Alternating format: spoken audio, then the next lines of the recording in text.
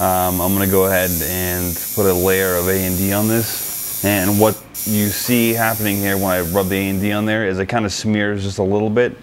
And that's just excess stencil paper or stencil ink on there. And I just wipe a little bit of it off, and it's the remainder of it's actually still in the skin and the pores and stuff. So even though it looks like it's smearing off, it's actually not. That's just residual stuff on the surface. So you want to just rub a little bit of A&D on it, like I said. Make sure to cover it completely.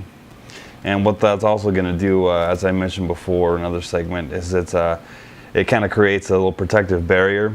So when you're actually tattooing, you're rubbing on the ointment as opposed to the stencil, and it just increases the longevity of the amount of time the stencil is going to stay on the skin, and the longer the better. That way you won't have to periodically stop and fix it up and add, lines that rub off.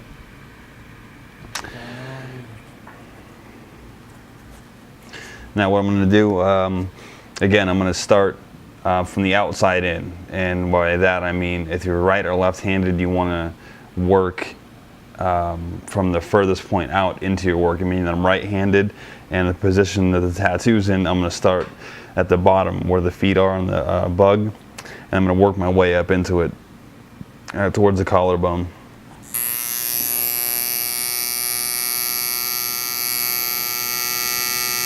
Okay.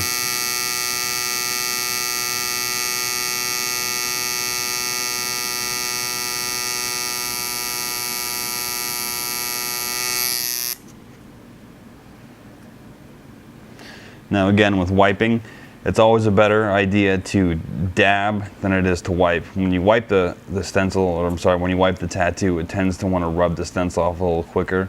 So just dab lightly, and that'll avoid, again, you losing any parts of the stencil.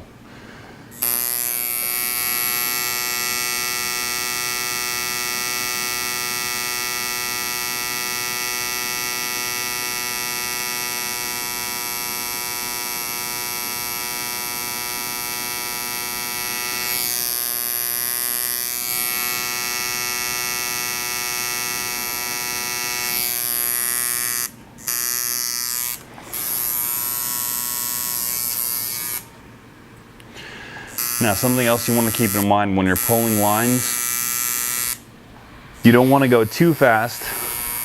Otherwise, what's going to happen is your line integrity is going to be very poor, and you're not going to have a nice, solid, smooth black line.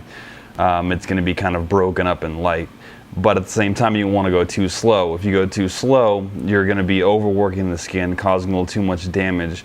And also, the longer you spend on a line, the greater chance you have of making little imperfections, you know what I mean, little deviations or wiggles in your line. So you want to kind of try to find your pace, whatever feels comfortable for you, but it's got to be sort of balanced, right in the middle, not too fast and not too slow. And it's also a good idea to kind of warm up. So right before you pull your line, what I tend to do is just basically practice the stroke before I actually pull the line. So I warm up a couple times and get an idea where the machine's going, and then lightly hit it, and then I pull my line.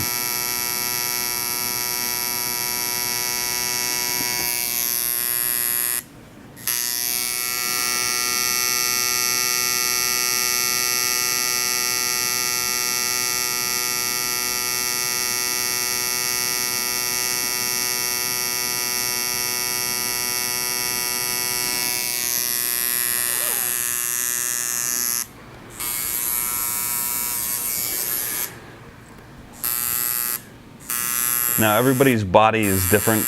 Everybody has nerve endings in different areas, different amounts of them, and some people are a little more sensitive than others, and certain areas of their body are more sensitive. Your chest, your sternum, your upper rib cage, your armpit, those areas tend to be a little more sensitive. So again, it's always good to keep your client's comfort in mind too. You tend to want to take a little more breaks more often than you do on other parts of your body when you're doing your chest, just because of the sensitivity level, because it is a relatively painful spot to get tattooed. So ever so often, again, you just want to double check and make sure your client's doing okay, make sure they don't need a little break. and also if they're not feeling lightheaded. Now, as you can see what I'm doing here, I'm just lightly going over my lines, in just a couple spots, just to make sure they're nice and consistent and smooth.